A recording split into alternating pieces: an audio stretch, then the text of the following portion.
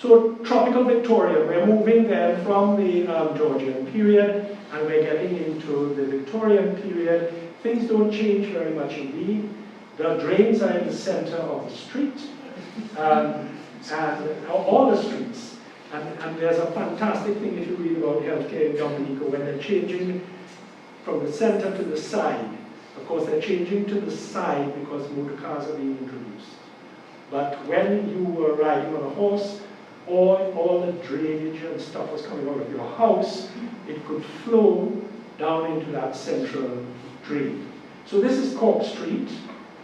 Looking up to this house, which still exists, and the Faulkner House.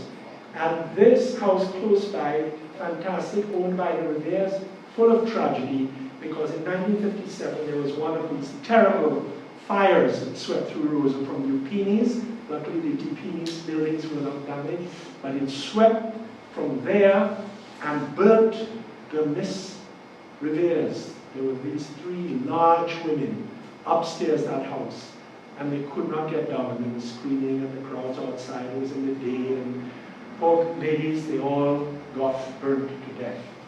And then what is Fresh Market now was a Georgian house on the other side, that also terrible because it belonged to the Archers, and the Archers had fantastic furniture and documents and all that kind of stuff.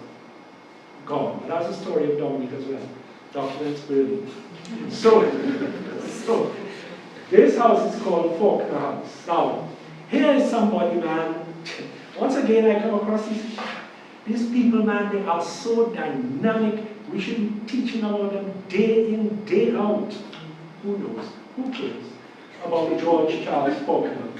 He leads the free people of color after emancipation, when they have the election of 1836. And in 1836, there is a colored majority in the House of Assembly, the first place in the entire British Empire where this happens. And they take over the Assembly, and Faulkner fights to preserve it and maintain it. And the Speaker says, well, going beyond your remit and you're unparliamentary. And he orders the Sergeant Dance to take him to the prison. And people follow him through the streets to the prison. He goes and sues the government. And until 1917, the government is having to pay. He dies, pay his wife for. Now, what is interesting is that the Methodists, he was a Methodist. The Methodists were very dynamic in those days.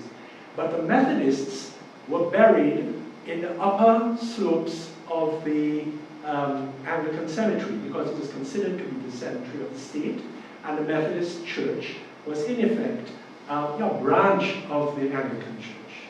And they hadn't bought the land over here from Bath Estate yet for the Botanic Gardens and the public cemetery. So the Methodists were buried on the upper level. So that is Faulkner's grave site there, and that's his house. And the things that happened in that house, that was like a parliamentary meeting, houses of assembly. Yeah, it was before they were going to go into the house, they would discuss matters there. And then you have these lovely houses on Old Street, particularly the one that is Alec Lawrence's office now, where the Potters used to live. Beautiful carved stonework, and even this one here on the corner, lovely cut volcanic stone. And that street is one of those narrow crooked streets that is the original one that would continue to the riverbank for them to ford across the riverbank. And then we have, I put this picture here, the little one in the black and white, because just to point out that we take verandas for granted now, but really people were still, even when the photographs were taken in the late 19th century, they were very suspicious of hurricanes. So you see a building like Jolly's, or what used to be the dispensary, no veranda. And the little tea kind was raised up, it became one disease, for those who remember, had a little veranda. The other ones along here had verandas, but that's very, very much later. The people who wanted a cool-out spot cooler room, they would do like was here at Secondi House, Hanover Street.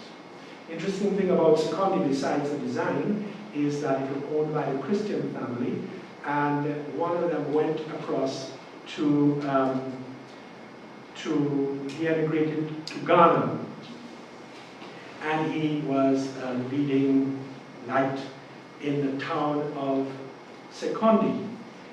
So he built this house. I used to go back and forth occasionally, and he built this house in Rosewood, and he called it Secondi House for Secondi in Ghana. And in the town of Secondi in Ghana, his house was Rosewood. If you go to Secondi today, because the family is still so very famous. One of them is a friend of Polly's, Alice. I say what to say Alison, but it's Margaret, isn't it? Margaret Buzzy, yes. So she's related to them. And she's a chief in her own right. Polly was at her ceremony. I should have gone, but I didn't. Anyway, Secondi. So, you know, all of these houses, I can't go into too much depth. And then, of course, we have to remember, although it isn't an architectural feature, that from 1891, we have the Botanic Gardens, which is sadly in some sort of abeyance now, and nobody knows who's in charge. That's chaos. But I'm just bringing it up because once upon a time, this was where the Botanic Gardens is. That's Bath Road, going up, covered in sugarcane, bought 44 acres of it from Thomas Davies, Bath Estate, and it became the Botanic Gardens. A very important part of the kind of urban life of Rosewood. We can have an entire talk just on Botanic Gardens.